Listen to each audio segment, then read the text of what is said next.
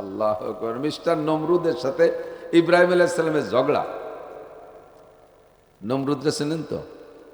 দেখা হয়েছে নি কোনোদিন?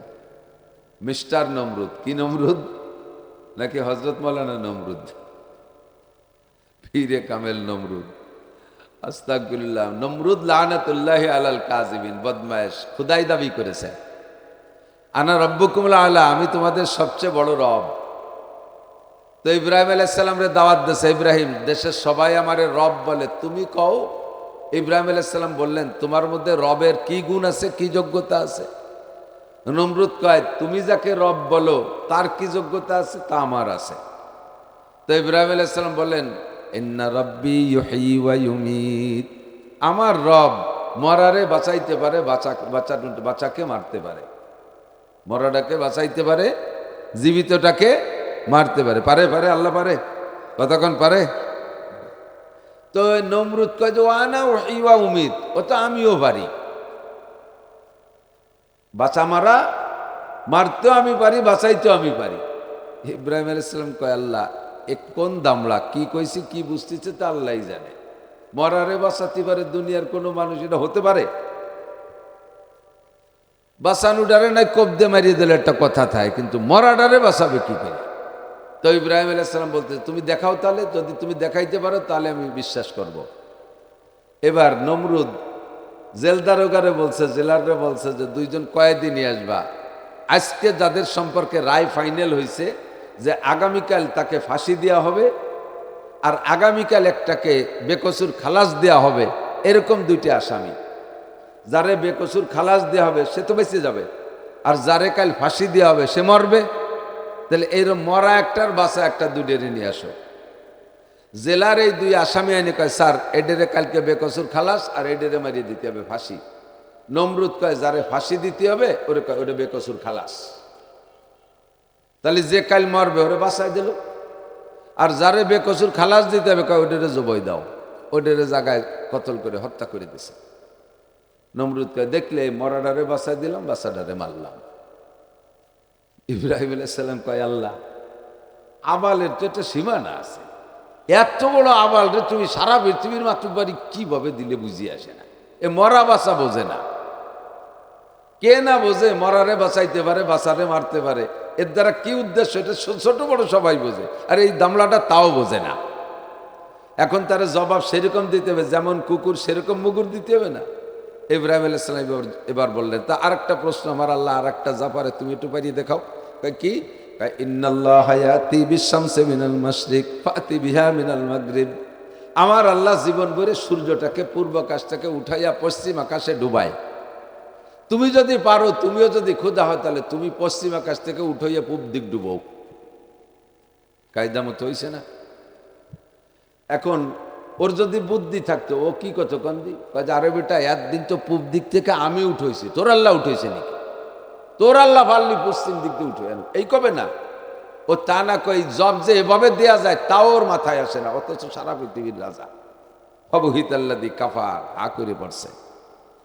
এটা তো তার দ্বারা সম্ভব না। যদি সে বলতো যে হ্যাঁ এতদিন পূর্বাকাশ থেকে আমি উঠেছি, পশ্চিমে ডুবাইছি, তোমার আল্লাহ পারলি পশ্চিম দিকে উঠায় আনুক, এ যদি নমরুদ বলতো, আর ইব্রাহিম আলাইহিস সালাম আল্লাহর কাছে প্রস্তাব রাখতেন, অবশ্যই আমার আল্লাহর দ্বারা এটা সম্ভব না অসম্ভব? সম্ভব ছিল না অসম্ভব? সম্ভব ছিল, ঠিক না? আল্লাহু আকবার। বলতে যে বলছি সেটা এসে গেল। তাই যে মরাকে বাঁচাইতে পারে, বাঁচাকে মারতে পারে কে? আল্লাহ। এভাবেই আল্লাহ তাআলা তার কুদরত দিয়ে অসংখ্য নিয়ামত দিয়ে আমাদেরকে লালন পালন করতেছে। বলতে চাইছি সূর্যটা জীবন ভরে আলো দেয়, আপনাকে আমাদের কাছে কি সরকারিভাবে সূর্যের আলো, সূর্যের লাইটের জন্য কোনো বিল নেয়? কারেন্টের লাইন 3 মাস বিল না দিলে পারা লাইনটা কাটিয়ে দিয়ে যায়, যায় কি যায় না? তো কারেন্টের লাইন 3 মাস বিল না দিলে কাটিয়ে দিয়ে যায়। সরকারি শহর অঞ্চলে, বড় শহরে ওয়াসার পানি আপনারা যারা ব্যবহার করেন 3 মাস বিল না দিলে কেটে দিয়ে যায়।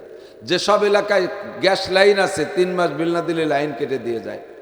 আর হাজার হাজার বছরকে বছর ধরে সূর্য আমাদেরকে লাইট দিচ্ছে, চন্দ্র আমাদেরকে লাইট দিচ্ছে, অথচ তার কোনো বিল চায় না, দেইও না, তার নিয়মতান্ত্রিকভাবে চলতে তালে আছে।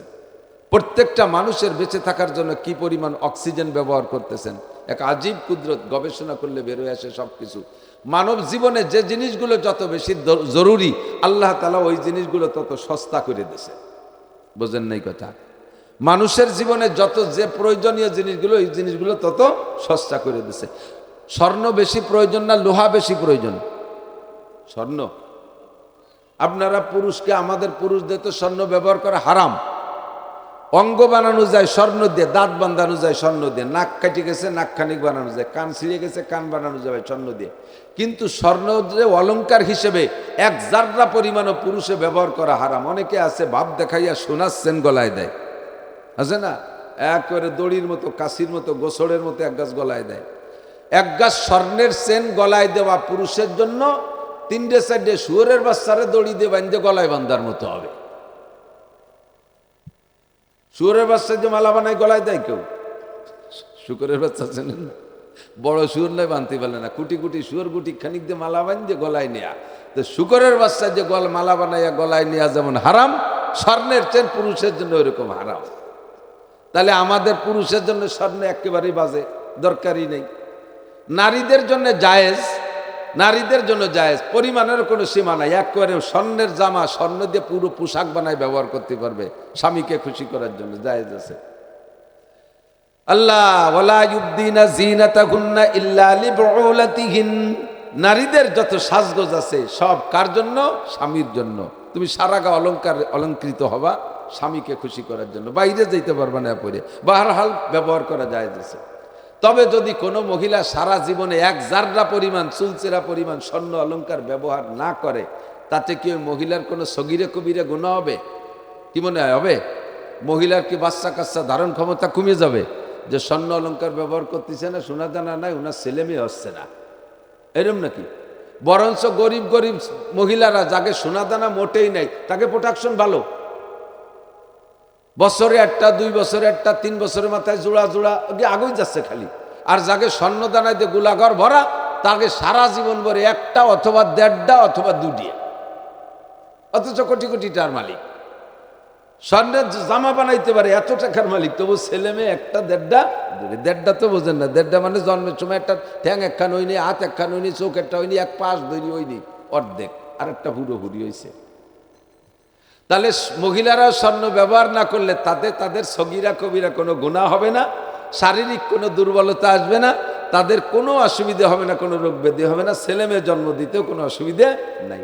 তাহলে এক কথায় বোঝা যায় যে স্বর্ণ না হলে মোটেই চলে। অথচ লোহা না হইলে কিছুই চলে না। দাও, কাশি, খুন্তা, কুড়োল, দালান, কোটা, যে জায়গা যাবো সেই জায়গা লোহা, ঠিক না? তো লোহার দাম বেশি না স্বর্ণের দাম বেশি? স্বর্ণের দাম বেশি, লোহার দাম কম। স্বর্ণ 2,26,000 টাকা বর্তমানে, আর লোহার কেজি 90 টাকা। যদি এই লোহা যদি প্রয়োজন হিসেবে দাম হতো স্বর্ণের মতো, আর তা যদি ভরি হতো 2,26,000 টাকা, তাহলে দাউ কাশি বানায় খাওয়া লাগতো না, সবটা দাঁত দিয়ে কামড়ায় খাওয়া লাগতো। আল্লাহ সহজ করে দিয়েছে, কন্যা আলহামদুলিল্লাহ। প্রয়োজন বেশি, দাম কম, প্রয়োজন বেশি, দাম কম। এবার লোহার প্রয়োজন বেশি না মাটির প্রয়োজন বেশি? মাটির প্রয়োজন বেশি, তার দাম আরো কম। 1 কাঠা জমি, 1 শতাংশ জমি কিনবেন 10 লাখ টাকা দিয়ে, ওই বরাবর আর জাহান্নাম পর্যন্ত খুঁজে চলে যাবেন, তবু আপনার, নাকি ভতে কেউ ঠেয় দেয়? আবার ওই বরাবর আসমান পর্যন্ত দালান বানাবেন, ফাঁকা ঠুকো আপনার, খালি মাটি ঠুক কিনতে বের দিয়ে। তো 10 লাখ টাকায় কত মাটি হবে? 10 লাখ টাকায় কি অত লোহা হবে? প্রয়োজন বেশি, আল্লাহ দাম কমায় দিয়েছে। এবার মাটির প্রয়োজন বেশি না পানির প্রয়োজন বেশি? পানির প্রয়োজন বেশি। পানির অপর নাম জীবন, তাই তো নাকি বলেন? তাহলে মাটির চাইতে পানির দাম আরো কম। পদ্মা নদী ভরে পানি রয়েছে, কে নেয় আর কে খায়? সাগর সমুদ্র ভরা পানি, গ্যালনকে গ্যালন পানি বৃষ্টিতে আসতেছে। এমনি আপনারা বানাইয়া মিনারেল ওয়াটার কিনে খান, সেটা আপনাদের ব্যাপার। বাকি আল্লাহ তাআলা আনজালনা মিনাস সামায়ে মাআন তাহুরা, আসমান থেকে আল্লাহ পবিত্র আর্সেনিক আয়রন লবণ মুক্ত ফ্রেশ পানি, বৃষ্টির পানির চাইতে ভালো পানি পৃথিবীতে এক জমজম ছাড়া কিছু হতে পারে না, ঠিক না? কি পরিমাণ পানি এবার বৃষ্টিতে নামছে তা কি মাইভিয়ে রাখছি? একটা পয়সা দিয়া লাগছে? পয়সা দিয়া লাগে না, ফ্রি করে দিছে আল্লাহ। পানির প্রয়োজন বেশি না অক্সিজেনের প্রয়োজন বেশি? পানি ছাড়া রমজান মাসে 17 ঘন্টা রোজা রাখবো, কোনো পানি খাবো না, কিন্তু 17 ঘন্টা রমজান মাসে নিঃশেষ বন্ধ করে কয়জন থাকতে পারবেন? 17 মিনিট আও পারবো না, 1-2 মিনিটই শেষ, ঠিক না? তাহলে পানির চাইতে অক্সিজেনের দাম আরো। পানির দাম যদি জীবন হয়, অক্সিজেনের নাম একদিন একজন কয় পানির নাম যদি জীবন হয়, তাহলে অক্সিজেনের নাম মরণ। আসলেই মরণ, তা না হলে তো মরি যায়। পানির নাম জীবন, অক্সিজেনের নাম মরণ। 1 মিনিট ব্রেক হয়ে গেলি শেষ, একেবারে বিনি পয়সায় ওয়াকাতরে কোনভাবে আসতেছে। পানি তো একটু আদ্যে ধরে খাওয়া লাগে, আর অক্সিজেনকে আল্লাহ তাআলা কত ইজি করে দিছে। বলবেন আলহামদুলিল্লাহ, বলেন আলহামদুলিল্লাহ। কৃত্রিম অক্সিজেন আইসিইউতে যে অক্সিজেন কিনে ব্যবহার করেন রুগীদের জন্য, কত দাম আমি জানি না। এক রুগী বলল যে আমার 18 ঘন্টা অপারেশনে থাকা লাগছিল, 36,000 টাকা বিল হয়েছে, খালি অক্সিজেন বিল 2,000 টাকা করে পার ঘন্টা নেছে। তাহলে ডেলি যদি 24 ঘন্টায় 2,000 টাকা করে অক্সিজেন বিল আমাদেরকে আল্লাহরে দেয়া লাগতো, ঘন্টায় 2,000 টাকা করে, তাহলে 24 ঘন্টায় 48,000 টাকা অক্সিজেন বিল দিয়ে বাইসে টাকা লাগতো। কয় মিয়া বাঁচতে পারতেন? কোটি কোটি টাকার মালিকরা ছেলে মেয়ে নিয়ে হয়তো মাস 3 বাঁচত, আর আমাকে মতো গরিব মানুষ হওয়ার আগে মার পেটেতে ভয়তে মরি যেতাম। বাপ বেসে কিসেন চালায় ভ্যান রিক্সা, ও 200-500 টাকা দেওয়া বিলও দিতে পারবে না, খালি খালি হয়ে লাভ নাই। আল্লাহ কবে ওই চিন্তা করো না, তুমি যাও দুনিয়ায়, ও আমি ফ্রি করে দিছি। কোন সুবহানাল্লাহ। कीमते हर चीज रादानी के चीज, कीमते खुद रानादानी अहमाकी। দুনিয়ার সব কিছুর দাম বুঝলেন, নিজের বডিটা কত দাম এইটা বুঝলেন না।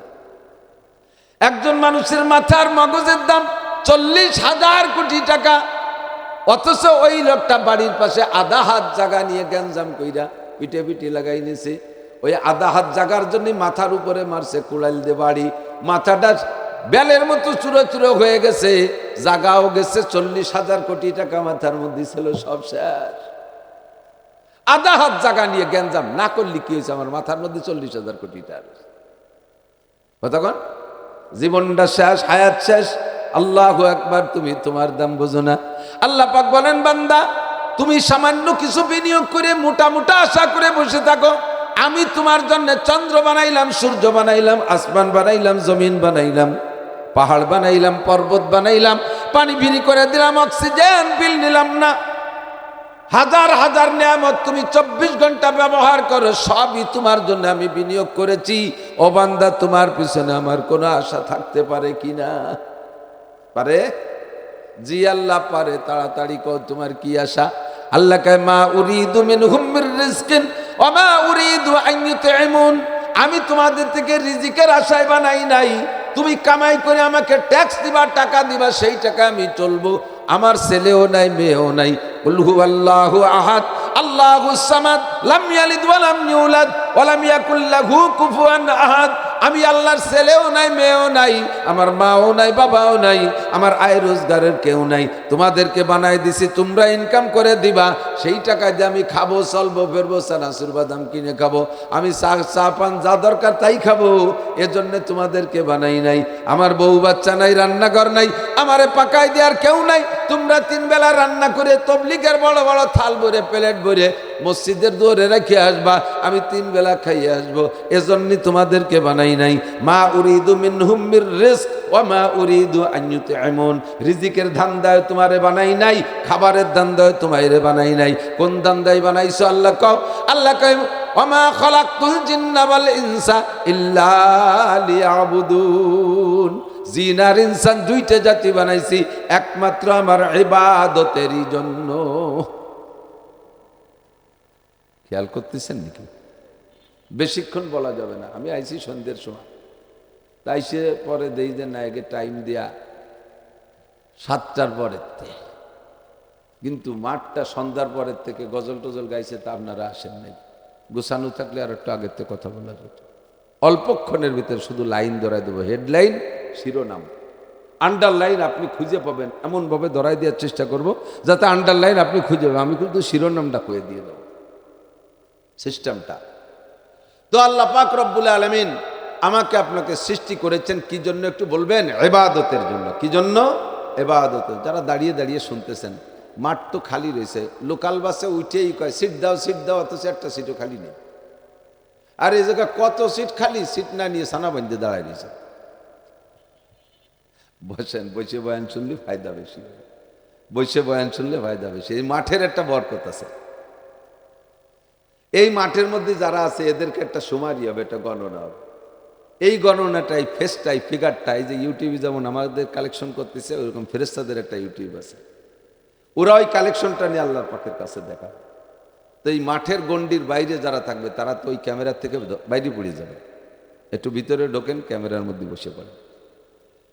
তো জানতে চাইলাম, আল্লাহ ঠিক আছে তুমি বানাইছো কি জন্য? ইবাদতের জন্য। একটু বলি কি জন্য? ইবাদতের জন্য। ইবাদতের জন্য, ঠিক তো? ইবাদতের জন্য বানাইছো। তো ইবাদত করব যে এর বেনিফিট কি, প্রতিদান কি, পুরস্কার কি, প্রতিদান কি, কি ইবাদত করলে কি দিবা কও? পছন্দ যদি হয় তুমি যা দিবা তাহলে করবো, নালি আর পারবো টারবো না। আর তার আগে প্রশ্ন, তোমার ইবাদত করব কেন? এদিক 1 নম্বরে ইবাদত করব কেন, 2 নম্বরে ইবাদতের প্রতিদান কি, 3 নম্বরে ইবাদত কতদিন, 4 নম্বরে ইবাদত কি? কতক্ষণ? 1 নম্বর হলো ইবাদতের উপরে আমাদের প্রশ্ন, ইবাদত তোমার করব কেন?